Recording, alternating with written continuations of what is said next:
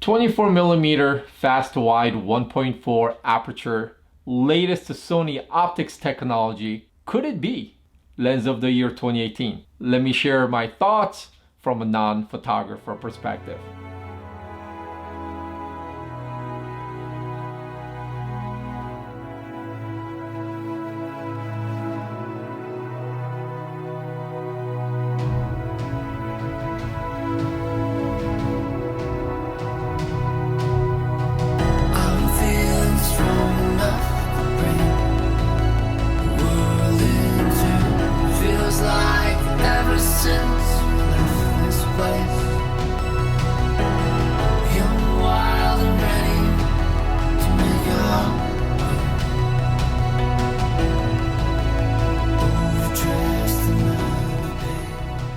Alright, so everything you see in this video is shot with the Sony G-Master 24mm, including this talking head portion of this video. You are seeing me through the lens that I am talking about. So if you're shopping for a DSLR or a full frame mirrorless camera in year 2018, it was very hard to ignore Sony lineup of cameras, from A9, A7R III, A7 III, especially the A7 III, which I'm using right now to shoot this video with.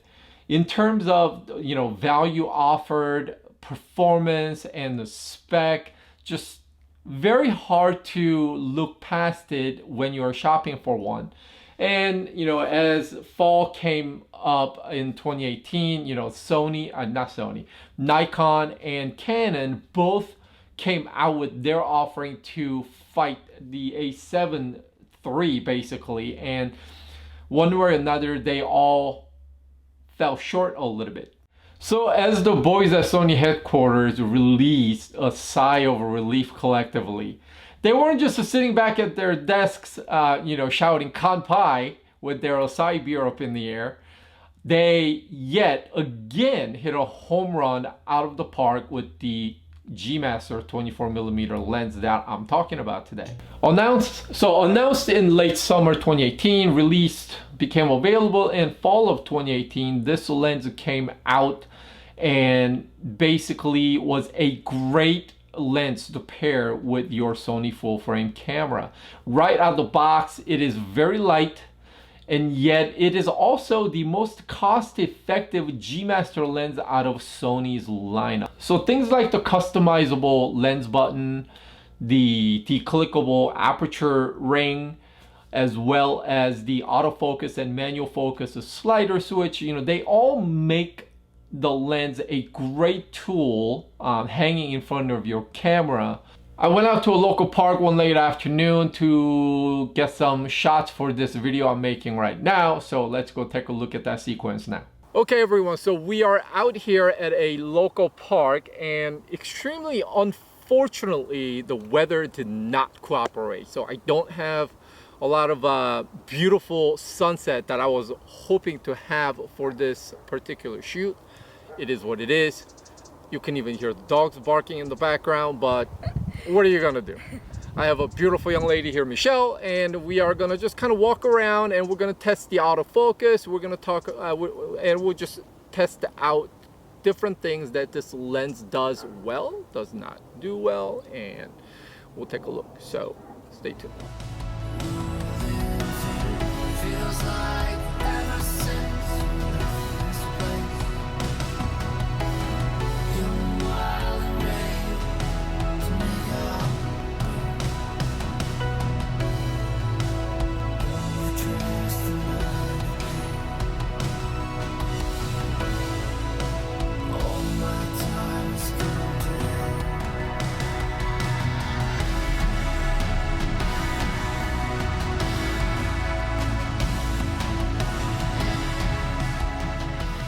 So 24mm focal length, a non-photographer, is a very interesting focal length.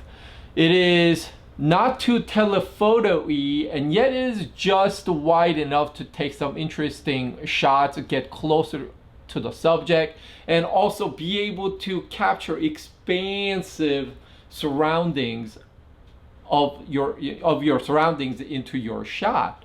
And you know, the wide aperture 1.4 obviously gives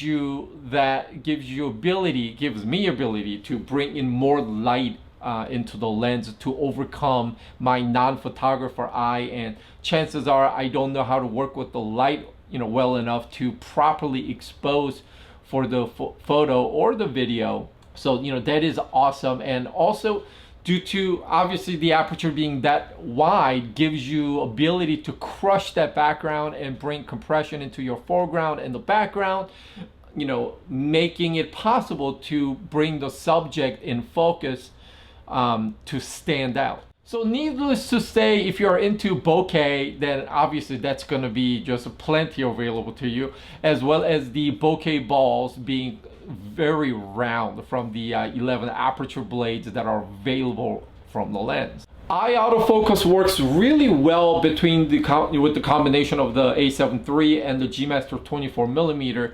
So in this sequence of shots that I'm going to show you right now, I have a Michelle standing, I believe that was about 20 feet away from me, and that's where camera loses the eye focus, and that's where I have her start walking towards me. And as I'm just rapid firing my shutter as she's walking towards me, and as you can see here, every single shot the camera is able to keep her face completely in focus. That said, I was on a different I was shooting for a different video that I did, which I will link right here, and that video was where I was pitting the G-Master 24mm against Batis 25mm 2.0, and in that video, in that sequence, I have a different girl walk towards me, and you know, I don't know why that day, but there were a couple shots where the eye autofocus did not work quite well, and there were some couple of shots where the focusing didn't work quite well. So while everything seems rosy with the lens, let me share a couple of things with you that you should know about. I don't know if that's necessarily negative things, but something that you should probably know. So with the aperture being you know, as wide as 1.4, the center of what you're looking at will always be proportionally correct, whereas the things that are on the side will look stretched out. So I don't know if my hand looks a little stretched out even right now, but basically things will look this way on the sides. And so even like a rule of third, where if your subject is slightly to the side, you will start introducing slight stretch like so. So you could actually creatively use that, or you know, whatever, but that's at least something that I want to share with you. And also, if it's shot at widest at 1.4, you will see some vignetting taking place on all four corners. So in the end, this is my takeaway. I got this lens sight unseen. Wasn't quite sure how it would pair up with my A7 III. But you know, as far as the stills are concerned, images are sharp, just devastatingly sharp. And yet the things that you can introduce with the lens, like the wide aperture, the photos that come out are just pleasant to look at. Now, I actually bought the lens mainly for my YouTube video needs, for shots like this where I'm the talking head type of environment for this channel and for the another channel that I have.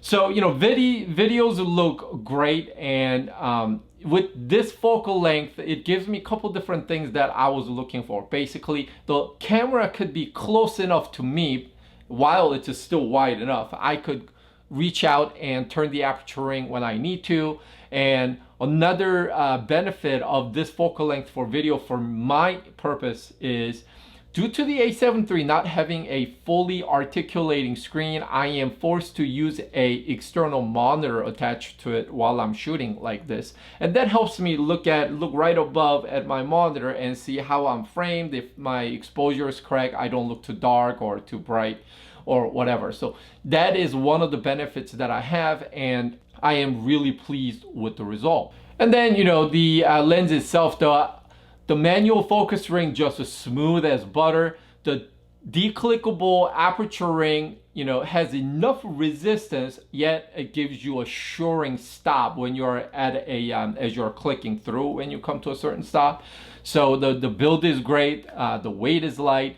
So in terms of build quality, really nothing there to point out. And you know, it is true, while no gear makes you a better photographer or a videographer, I do want to say the lens is so capable. It actually covers my butt and it makes up for some of the mistakes that I would be making, some of the things that I'm not paying attention to. So it is able to cover my butt in that area, which is really helpful to, again, non-professional eye like myself. So with the lens, overcoming my, you know, issues as a non-photographer and, you know, ability to work with the lens, even when there's a sliver of light, I can take beautiful, sharp photos. I mean, is it a great lens? I personally think it is. And I notice myself, I'm always walking around with that lens mounted on my camera. I do have other lenses at variable, you know, various different focal length, but this is basically my go-to lens for both the stills and videos for the things that I do. So so it's really hard not to recommend this lens if you're a Sony full frame shooter. All right, that's it for this episode. I thank you for your time watching. If you like this kind of content, please hit subscribe and hit that bell notification so that I can come see you every time I have one of these, and hit the like button if you like the video. And I really, again, appreciate your time watching. Until next time, you guys all take care and be good humans.